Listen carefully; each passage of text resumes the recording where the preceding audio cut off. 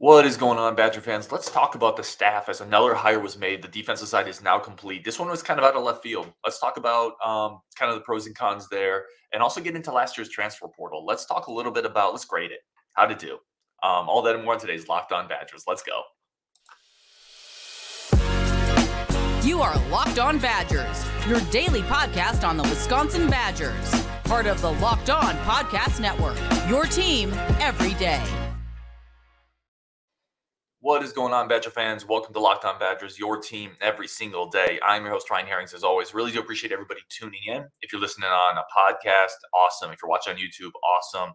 Thank you all so much for the support as we continue to grow this show. Really do appreciate y'all. All right, let's talk Badger staff because it's nearly complete, right? We're missing a running backs coach. I kind of have a weird feeling it's somebody maybe on an NFL. I don't know. I don't want to say NFL staff plays are still going on. It's possible they're looking for somebody there. Obviously, they were kind of waiting for the end of the year for Greg Scruggs to come from the Jets staff to coach defensive line. So I wonder where that running backs coach is. There have been very few rumblings about that. But the Badgers do complete their defensive side. They hire an outside linebackers coach. It is Matt Mitchell, the former head coach of Division II Grand Valley State, the Lakers. Let's start with, this is kind of left field. He did have a connection to Coach Tressel, the defensive coordinator. But let's start with, this guy was a dominant Division II coach in the state of Michigan. Okay, just dominant. 117-31 in 13 seasons. 117-31 in 13 seasons. He does have a defensive background, which kind of explains coming in as an outside linebackers coach. He's also coming in as a special teams coordinator. I'm going to get to that in a second. I think that's maybe the best part of this hire. I love that you're bringing in somebody. Well, so let me actually go back a little bit more. So let's talk a little bit more about Matt Mitchell. Played defensive line in college at a lower level college.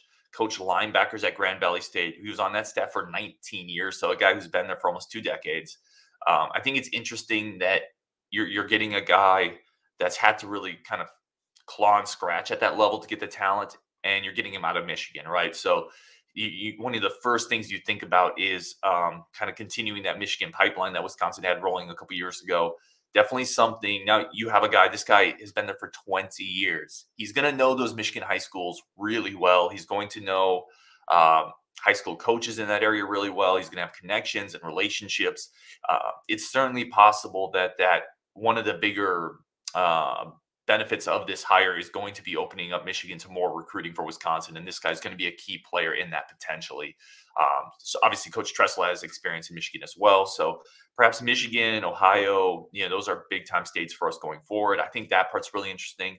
I don't know anything about his recruiting chops though, right? Just because you're from a place doesn't mean you're a great recruiter. We'll have to see on that one. That one to me is kind of a wait and see, but I like the locality of it. I like the potential upside as a key recruiting figure in the state of Michigan. I love, another thing that I really like about this hire is, I mentioned it, the special teams aspect of this. He's coming in as special teams coordinator.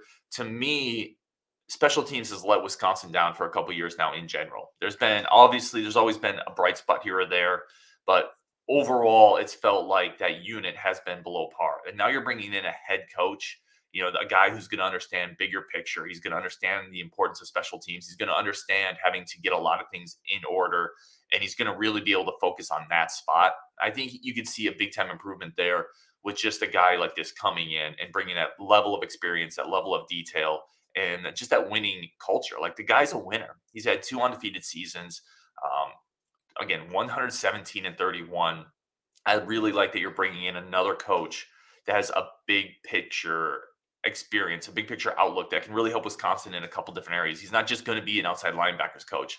I think he can help in recruiting. I think he can help in special teams. And I think he just raises the overall football IQ of the coaching room, because you're bringing in a guy who's been a head coach and has done a lot of things. Now, the only aspect of it that I would have loved, and this is something the previous staff did as well. They kind of hired guys that were maybe better coaches than positional coaches in general, right? Like bringing in an Al Johnson to coach running backs. I don't think this is analogous to that. I don't think it's the same thing, but it does feel a little bit like he doesn't have a lot of outside linebacker experience that you can point to and sell to a recruit. That would be my only concern with this hire. He's not a guy like Bobby April who, was coaching outside linebackers in the NFL and could come in and right away point to, I'm an outside linebackers coach. This is my trade. I think Matt Mitchell's going to have to he's going to have to build that reputation as an outside linebackers coach to continue recruiting that spot really well. I don't know. That's my only concern. Overall, I really like it.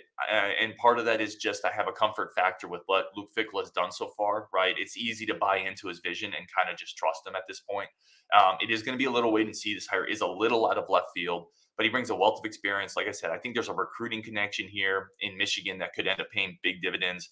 I like that he continues to raise the overall football IQ and acumen of the staff. I think that's a big deal. I love the putting this kind of CEO type in charge of special teams. He's as a former head coach who's won a bunch of games, he's absolutely going to understand the importance of that unit.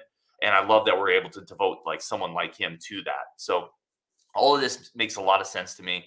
And again, I'd be lying to you if I told you I knew anything specific about Mark. I do have somebody from Grand Valley, that area, hopefully coming on the show I've reached out to. So we'll get some more in-depth knowledge of that hire, hopefully coming onto the show. But I don't know anything about him. I'm not going to blow smoke. I like the overall resume. I like the potential recruiting in. And I'm also at a point where I trust that Luke Fickell has a vision and knows what he's doing here. So I feel good about it. Now let's talk about the staff as a whole, because I think this is really interesting. And I talked before about how talent attracts talent, like quarterbacks attract receivers, but I also talked about how Luke Fickell is going to attract talent. Like Phil Longo's not here without Luke Fickell, right? And now you look at this staff, Mark Mitchell is a former head coach. He's coming in to coach outside linebackers and special teams. Haynes, the cornerback coach, was a co-defensive coordinator at Minnesota. He's coming in just to coach cornerbacks. Gino was an offensive coordinator, right? He's coming in just to coach tight ends. It's really interesting when you start to see the talent on this staff. Scruggs was the defense line coach, assistant defense line coach in the NFL coming down. So this staff is pretty good. And I think you have to feel really, really good about the talent that Luke Fickell has attracted on the coaching side. Because again, we talk so much about quarterbacks are going to attract talent, but Luke Fickell is attracting coaching talent too, which I think is really, really impressive. Excited to see who they finish up with at the running back spot. That's definitely an area where I think they need to get a guy who can recruit at a really high level. And when you look at the pedigree of Wisconsin and some of the running backs coaches they've had, from Thomas Brown, to Gary Brown, even John Settle was an NFL player. I know he didn't have the greatest recruiting chops, but he was a great coach. Thomas Hammock was a big time running back in his day. They should be able to get a star at running back. So I'm very excited about that. All right, coming up, we are going to dive into, we've spent so much energy on this year's recruiting class, right? And the incredible excitement behind it. We're going to dive into last year, take a retroactive look at last year's transfer portal. How did they do? And we're gonna throw a grade on that, talk about it a little bit. I do think they found a star in that transfer portal, so we're going to talk about that. But first, today's show is brought to you by our good friends over at LinkedIn. LinkedIn has you basically covered this season and this year with every hiring need that you could possibly have as a small business owner or a hiring manager. You know that the success in 2023 all depends on the team members you surround yourself with. That's why you have to check out LinkedIn Jobs. With LinkedIn Jobs, you can hire qualified candidates more efficiently by matching open roles with people who have the skills, values, and experience to help you achieve your goals. It's something I've used a lot to build my professional network.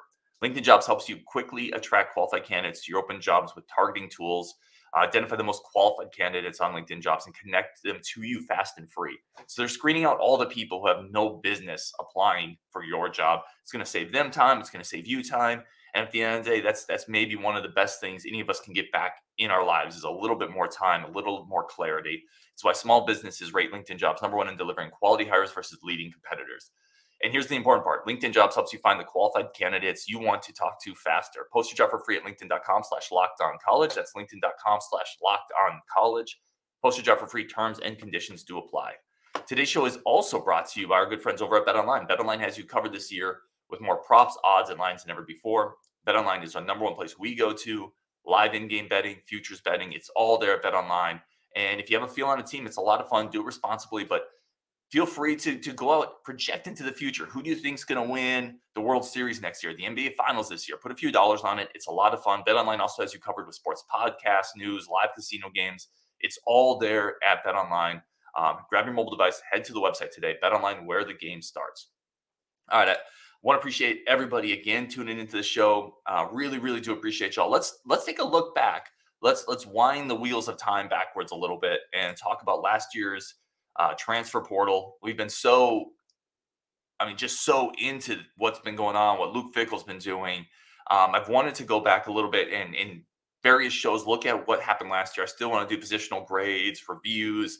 I want to start here though, because we're so into this transfer portal. Let's talk about last year. So last year's transfer portal, Paul Chryst last transfer portal ended up being Kamoi Latu, Cedric Dort, Keontae Lewis, Jay Shaw, Justin Clark, and Vito Calvaroso.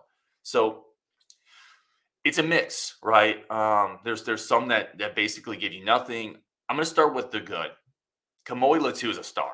I mean, maybe not a star like, but he's really good. They absolutely hit a home run with Kamoi Latu. Played in 13 games last year.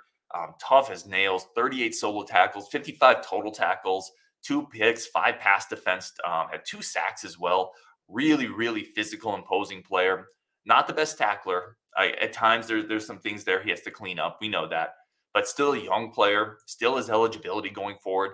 He's going to be, I think, a big factor in the safety room as long as he's here. I think Luke Fickell's going to enjoy having him. I think he can play a little bit all over the field. I think he's got the speed and the size to play even a little bit of that deep center field, but he's definitely a physical enforcing player who punishes guys coming over the middle, can come up and run defense, instinctive player as well. He's not a big liability in pass coverage. This one's really good. Really, really good player that they nabbed in transfer portal out of Utah. Major kudos there. That's like a B+, A- transfer in Kamoi Latu. Just an absolute steal at a spot that they needed, by the way. He played a ton this year. They needed that depth and that playmaking at safety next to John Torchio and Hunter Wohler got hurt. I mean, just remember how thin we were, right? After Hunter Wohler got hurt, Blaylock got hurt. Kamoi Latu was a big-time addition at a big-time position of need, which is what you used the transfer portal for, right? To plug those gaps in the hull where water's pouring in. You know, Kamoi Latu did an excellent job at that this year. All right. Then you have Jay Shaw. Now, Jay Shaw came in. I feel like Jay Shaw is interesting, right? Because he came in, he was a second-team All Pac-12 last year, 5'11", 6-foot type cornerback. I don't feel like he fully lived up to the expectations that we had put on him as Badger fans, but that's not really his fault either. That's more on us probably. But he also gave you 13, 14 games of really steady, solid cornerback 2 level production. And it's hard to ask for more than that, right? Think about, even though he didn't really live up to our expectations potentially, and other teams did at times pick on Jay Shaw, he was playing because he was better than anyone else right there, right? And he was playing because at least the coaching staff thought he was better than anyone else at that spot at that moment. So he was still providing a huge amount of depth and quality play at a position that's hard to fill at Wisconsin traditionally. So you got to say that's a successful transfer. When he comes in, you know, he still gives you 2 picks, 8 pass defenses, not a great run defender, but a solid player. He was a solid player and gave you a solid season. So that's a successful transfer. Keontae Lewis came in and showed flashes, right? And I would argue he was certainly held back by this offensive scheme and quarterback play as much as anyone. But 15 plus yards per catch, 20 receptions, 313 yards, 3 touchdowns. I think he's going to play a big role this year. Another player that kind of fits into the Fickell mode of what he did this year, getting guys with multiple years of eligibility through the portal. So another successful transfer pickup. I mean, not highly impactful last year, but I think that's probably as much to do with the offense as it is anything else. And then you have Justin Clark didn't play a big role. Cedric Dort didn't play a big role. Injuries were in play with both of those players. Vito Calvaroso missed those 2. Man, we were so excited about the Vito, leg howitzer. We were so excited to see this kid come in and hit 58-yard field goals, right? And bomb every kickoff out of the end zone, coming in from Arkansas, the strongest leg in the country, kickoff touchback records. I mean, the wheels just fell off there, right? He missed 2 field goals and then was just forever hurt. I don't know. That was a weird one. I mean, that's you got nothing out of Vito outside of a couple missed field goals, unfortunately. And it's a shame he got hurt, but it is what it is. I think that's the totality of that transfer class. I think if you're going to look at it, you probably give it like a C. Let me know in the comments how you would grade that group. Certainly, listen, l'22 is a stud. Keontae Lewis, I think, is going to be a really good player, and you got depth in the secondary, but you really didn't address, you really added one impact player last year in the portal, right? You also didn't address quarterback, which was a huge need. So I think I would grade it as a C plus. Right. I think that's fair. Let me know in the comments where you would go with last year's transfer class. I think it's fun to look back at it as we're so swept up in the excitement of this year. Like we brought in 13 players in the portal this year so far. It might not be over. Not all those players are going to hit, right? Some of them will exceed expectations. Some of them, whether it's because of injury, scheme, whatever it is, competition, depth, some of them won't even hit the expectations. So it's always interesting to look back a year and just keep in the back of your mind, as excited as we are, and certainly this transfer class is at a whole nother level. So be excited. You should be, but not all of them are going to hit, right? And some maybe will exceed expectations. So anyway, that's the show today. Just wanted to touch on the coaching staff, which I think is coming together really, really nicely, and then touch on last year's transfer portal class, which even if it wasn't a huge haul, it does give you Kamoila and Keontae Lewis going forward, both of which I think are really good players for the Badgers, for Tressel and Longo, respectively. So anyway, thank you for listening. On Wisconsin, we're going to talk again tomorrow, as we always do. Keep covering this thing. We got really good guests coming up. You're not going to want to miss it. On Wisconsin, and let's go.